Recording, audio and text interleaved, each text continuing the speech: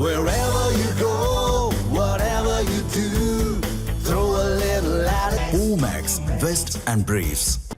உறுதியளிக்கப்பட்ட ஓய்வூதிய திட்டத்தில் தங்களையும் சேர்க்க வேண்டும் என வலியுறுத்தி சென்னை சைதாப்பேட்டையில் ஊராட்சி செயலர்கள் 22வது நாளாக போராட்டத்தில் ஈடுபட்டு வருகின்றனர். இது குறித்த கூடுதல் விவரங்களை செய்தியாளர் வினோத் வழங்க கேட்கலாம். வினோத், வணக்கம். விவரங்களை வழங்கலாம்.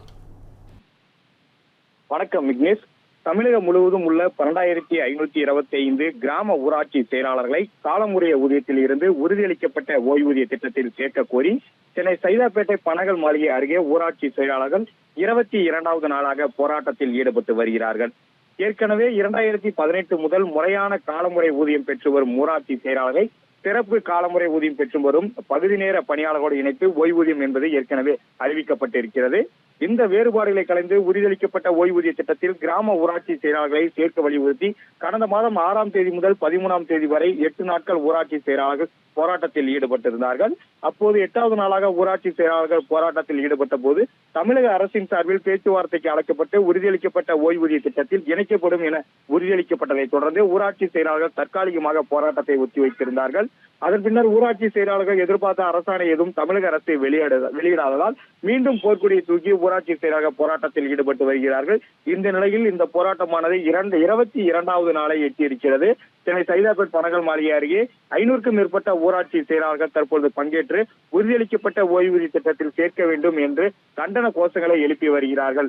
குறிப்பாக 2018 முதல் முறையான காலமுறை ஊதியத்தில் இருக்கும் கிராம ஊராட்சி செயலாளர்களை தமிழக அரசின் உறுதியளிக்கப்பட்ட ஓய்வூதிய திட்டமான டேப் என்ற அந்த ஓய்வூதிய திட்டத்தில் இணைத்து அரசாணை வெளியிட வேண்டும் என்பதே ஊராட்சி செயலாளரின் முதன்மையான கோரிக்கையாக இருக்கிறது. அது மட்டுமில்லாமல் ஊராட்சி செயலாளர்கள் இந்த பகுதியில் போராட்டம் நடத்துவதற்கு காவல்துறை அனுமதி என்பது மறுக்கப்பட்ட நிலையில் காவல்துறை அனுமதி இன்றிதான் தற்போது ஊராட்சி செயலாளர்கள் போராட்டத்தில் ஈடுபட்டு வருகிறார்கள். இதனால் அங்கு போலீசாரும் குவிக்கப்பட்டு இருக்கிறது.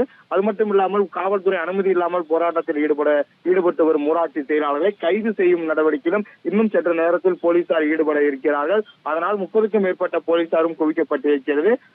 ஊராட்சி செயலாளர்கள் பொறுத்தவரையில் தங்களது ஒற்றை கோரிக்கையான உறுதியளிக்கப்பட்ட ஓய்வூதிய திட்டத்தில் சேர்க்கும் வரை இந்த போராட்டம் தொடரும் என தெரிவித்திருக்கிறார்கள். விக்னேஷ், விவரங்களை வழங்கியமைக்கு நன்றி வினோத்.